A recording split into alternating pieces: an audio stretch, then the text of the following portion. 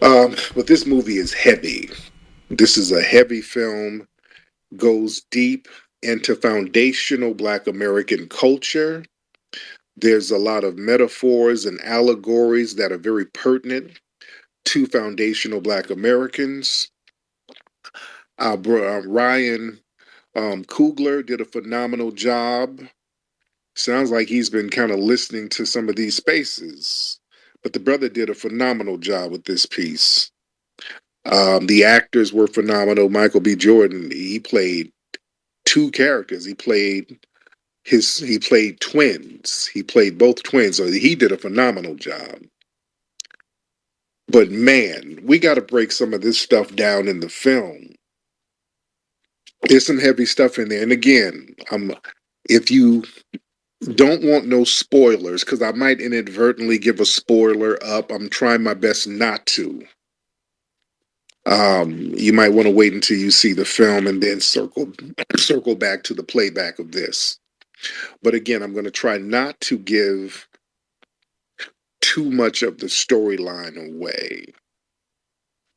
But great film.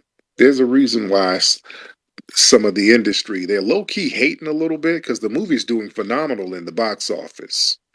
The movie is doing phenomenal in the box office, and Hollywood, the industry, they're giving it props, but little little secondary disses, little backhanded disses. Like the Business Insider says, Sinners overperformed at the box office, but only made 60 million. What kind of butt is that? That's 60 million. That's a damn good take in. Here, New York Times. Sinners is a box office success with a big asterisk. Asterisk. Okay. Okay. What does that mean? Yeah, they don't talk like this about other movies. Every time they give it props, they got to turn around and throw a little jab at it. Slate says, "What exactly is Sinners trying to say?" IndieWire. Let's talk about Sinners and profitability. Okay. That's- Ryan Coogler's original horror film broke box office records, earned critical and audience acclaim, and has little competition. So why is everybody so hung up on how much money is going to make Warner Brothers? Now, yeah, this like, is it going to make its $90 million budget back? I mean, what is that? Yeah, it did great, but it still has a way to go to turn a profit. They don't talk like this about other movies. These little jabs they're taking at it because it's knocking all of these other films out the box. Some of their movies like Minecraft knocked that out the box. It's knocking these other movies out the box. And it's all about foundational Black American culture. Man, let me tell you how deep this movie is. This movie is so deep. Dude, folks need to rent out theaters and give classes on this shit. It's deep. Oh, it's heavy. First of all, um, it starts off. It has a nice pace to it. It takes a while to really get to understand who the characters are. You get to know the characters. You get to get involved with the characters. I like the build up and establishing who all the characters are. So now you have an emotional attachment to the characters. Then in that second half, bam, it turns into a vampire film. That's what it is. It's a vampire film. And here's the thing: the vampires, it's an allegory to white supremacists. The white supremacists are the vampires. Really, that's what the vampires represent: white supremacy. They're symbols of white supremacy. It's real deep. And and again, I don't want to give too much of the plot away, but I do have to give in order to really get deep into it. I got to kind of tell what some of the stuff is about. There's a blues singer in there. He's having a conflict with his dad, who's a preacher and has a church, and his dad doesn't want him singing secular music. So the son is, doing this thing at the juke joint, And these later on in the film, we see that these vampires, these white vampires, they want to get the black musical genius and latch on to him to get his spiritual energy. And then they want to get all the spiritual energy of the black people. So there's a lot of allegories in here. The juke joint, that's like a sanctuary for black culture. The music that they talk about, they go into how black American music, how deep and how spiritual it is, and how it's a conduit for ancestral connection. Um, they really go in on how these vampires have a desire to basically replace black culture. There's a lot of great Easter eggs in this thing. There's a lot of great Easter eggs in it. It goes in about cultural appropriation. Right. Um, there's a tragic mulatto character that's very Mm-hmm. significant. I got that part too. We were all listening to Tariq Nasheed reviewing Sinners. I went to go see it last night. Man, that movie is, yes, it's a good movie. I want to go back and see it because I think I missed some parts. Like you want to go back and see it because you feel like you missed some stuff. You know what I'm saying? And also, listen, the vampires, you know what they represent also? The vampires kind of represent the Democrats. Oh shit. The vampires kind of represent the Democrats because the movie takes place in the Jim Crow South, Mississippi in the 1930s.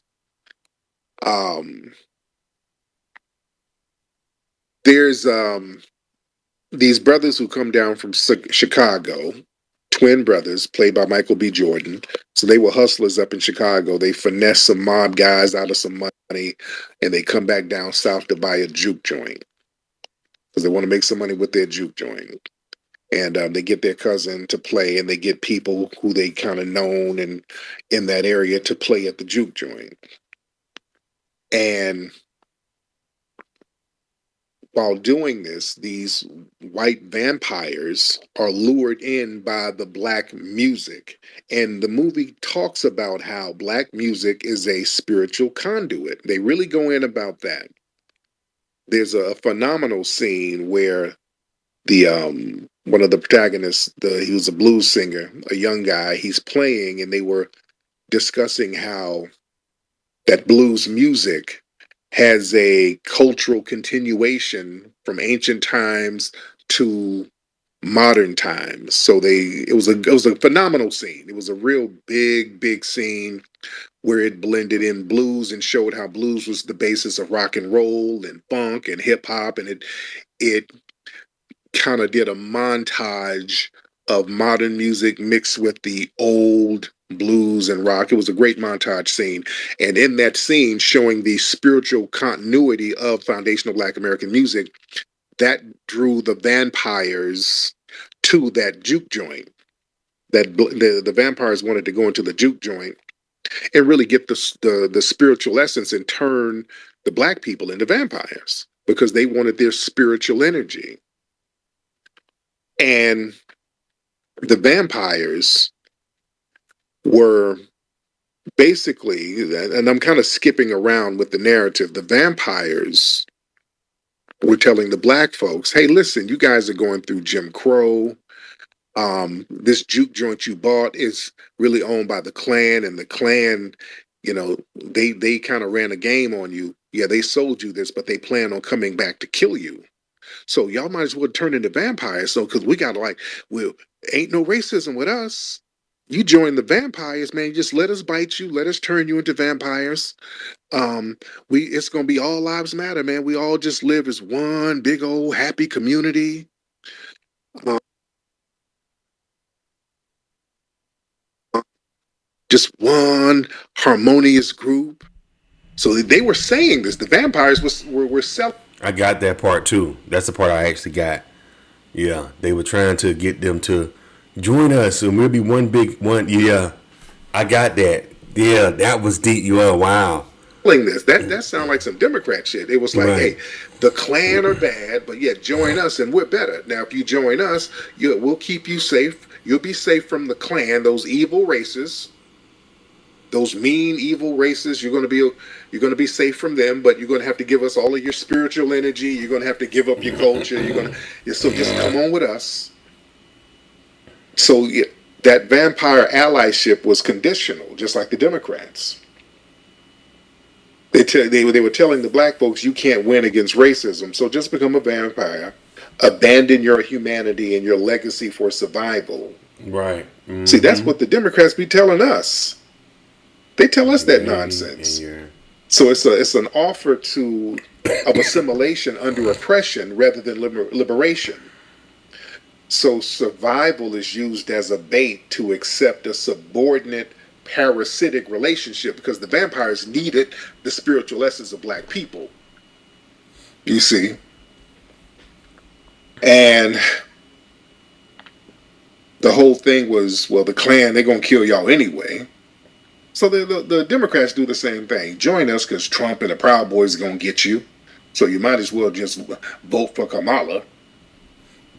You see, the vampires were pretending to be the lesser of the evil when they're still feeding off of us,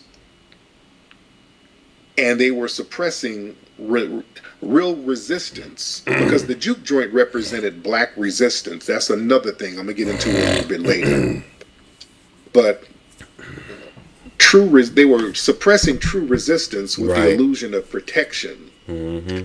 They were trying to frame accepting being a vampire as like the only way to survive. You can live forever. You'll be protected if you are a vampire, where we are controlling you and you're giving us your spiritual essence.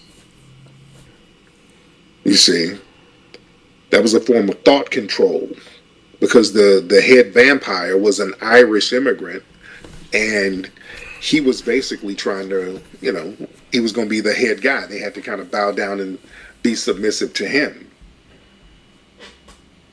And again, they kept selling the multi-racial future. They were selling the whole, oh, we're all a big diverse group. Oh, we got diversity, equity, and inclusion. And there was a scene where in the juke joint they were playing blues music and they were getting down, and then the three white vampires, the three main ones, came up trying to get in. Now, in order to get inside the juke joint, and again, the juke joint represented black society. That was a metaphor for black society. And if you are a vampire, just like in Vampire Allegory, the only way you can get into somebody's home or somebody's residence is if you're invited. So these white strangers showed up and they couldn't just walk up in there. They had to be invited. So they didn't let them in. The black people felt they knew something was suspicious about them. So they didn't let them in. So these white vampires had like musical instruments and they're like, hey, we're musicians too. And they start playing some real cheesy Irish music. So hey, we just want to join you guys, and we're fellow musicians, and let's we can all do this together. And they were like, no, no, no, we good. So they told the vampires to bounce. Now there was one lady who was clicked in with the black folks. She was like a tragic mulatto. She was a black lady who could pass for white. So she went out there to talk to the vampires. They went down the road. So she said, "Oh, Another thing I just realized too that Tariq didn't cover in this piece of video. He's getting deep. Them not letting them inside the juke joint. That was a representation of the police too. Because you got to remember when Ryan Coogler was writing this piece, the situation happened with the left. I believe it was last year, wasn't it, or the year before last, where the police came in and the lady said, "I rebuke you in the name of Jesus," and the dude shot her. She invited them into her home. She's like, they was like, "Well, can we come in?" And she let them come in. And they turned around and killed her. And she said, "I rebuke you in the name of Jesus." When she said that, that cop shot her and killed her in her own home. She invited them in. She was supposed to be like, "No, no, you can't come in. Let me come," because you're inviting the vampires into your house and look what they did to her. No, we can stay out. We can stand out here and talk. We ain't gotta come in my house. Yeah, we'll stand out here and talk. You know what I'm saying? They would want to come. Can we step in for a minute? No, no. Let's stand out. Cause they want to come in and see what they can find in your house. They can arrest your ass for. Don't no. Let's stand outside and talk. You always want to come out, come inside. Then the damn vampires in. No, let's stand outside and talk. I'm gonna go down here and talk to him. So she goes down there. The passing woman. She Yeah. goes down here, talks to him. She sees something weird about him, but they ended up biting her ass, and then she turned into a vampire. And then what happened was she went back to the juke joint, and she got invited back in. That's a deep metaphor. Right. Mm-hmm. That's a deep metaphor. How they let the tragic mulattoes act as Trojan horses because she got in there and folks started getting infected from the inside because of her Because of her ass. ass. Yep. You see, so they'll let somebody who's kind of black see that represented tethers. Mm. That represented tethers. You get somebody who's Right. kind of black. Passing. Then you let them on in. Oh yeah, come on in. Yeah, you good. Come on in, and then you come in and infect everybody. It's Right. like a Kamala Harris. Mm. You Mm. see, Right. so she started infecting folks from the inside. Mm-hmm. It's some real deep stuff with this film. I clean my collard greens in the bathtub. It's some real deep stuff with this film, Mm-hmm. and the reason why they were targeting black folks is just real deep. These people, the vampires, they were drawn to our musical heritage because in the movie they kept talking about how black music, there's a spiritual essence to it, which is true. And another thing, they really bigged up hoodoo culture. In fact, they were juxtaposing hoodoo culture against Christianity. In fact, in the movie, they were somewhat critical of Christianity.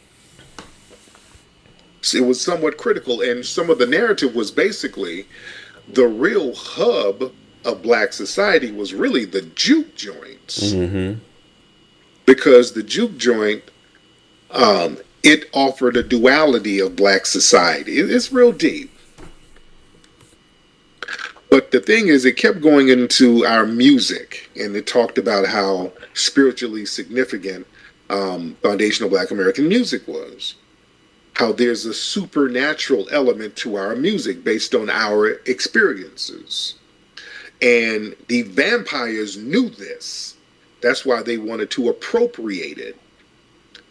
You see, they kept talking about how black music and the blues and all of that, that kind of pierced the veil between the real world and the spiritual world, which is true.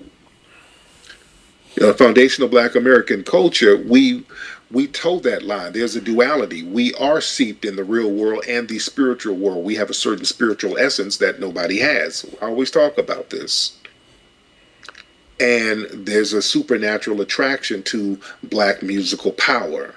They were somewhat explaining this in the early parts of the film and throughout. And it talks about how our music and our gifts are so pure, we can conjure spirits, good and evil. You see, and the vampires, they were drawn to that supernatural quality. But the thing is, you got to invite them in. And that's been our problem. Right. Again, in the movie, in order for the vampires to affect you, you have to invite them in. So they used all types of deceptive tactics to get invited in. Now, that's a metaphor for what we do in real life. What do black people do? We sit up here and say, okay, yeah, that person's invited to the barbecue. Barbecue. Right. You're invited to the You barbecue. gotta Now, in the stop that movie, there shit. was an Asian couple, an Asian family. And in Mississippi, there was a handful of Asian families down there during the 1930s. So that was seeped in some reality. But in the film, there was this Asian couple that the brothers who owned the juke joint, they had them come in and do some work on some signs or something like that. So they had them kind of helping with the juke joint. When the vampire stuff popped off, the um, the Asian husband went out and he was supposed to get the car, and then he got caught up.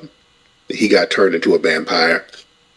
All the vampires started showing up outside the juke joint. They couldn't get in because you had to get invited. So the Asian woman, the one Asian woman, she started freaking out, acting the fool. She couldn't take it. The black folks are like, just be cool, be calm. And her dumb ass sat up there like, yeah, just come on.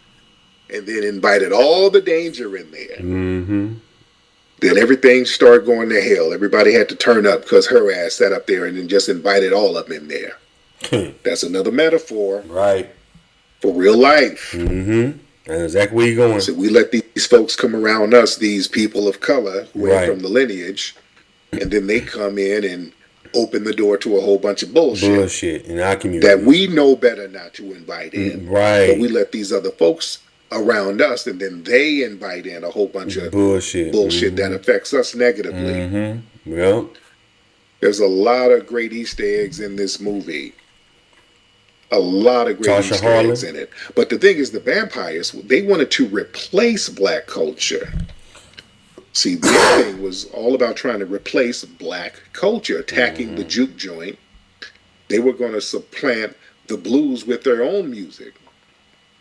So they were going to co opt that and then add that Irish shit to it and then rebrand it, just like they do in real life. Mm-hmm.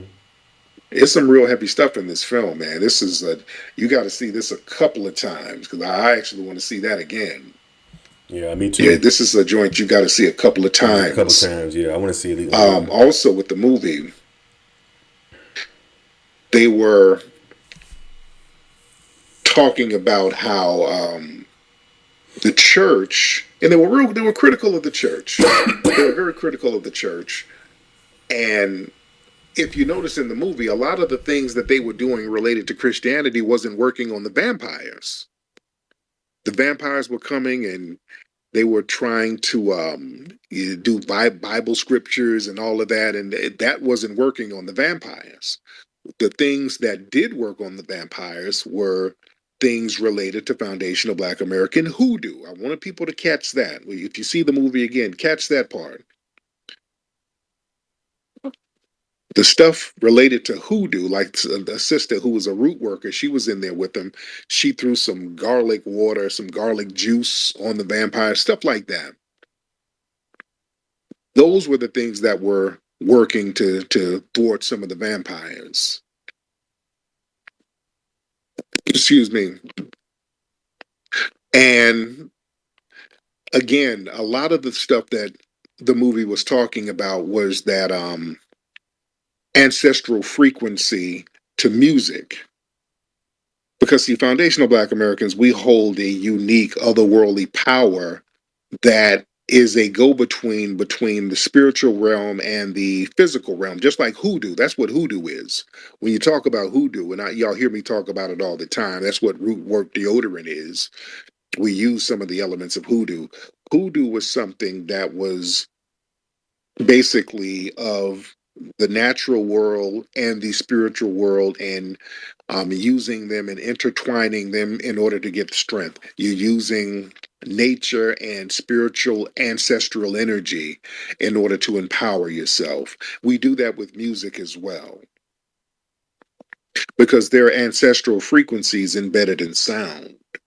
See, the music, foundational Black American music, it's encoded with energy of the ancestors and what they've endured, surviving over here, the type of trauma and the marginalization. There's a certain spiritual energy connected with that.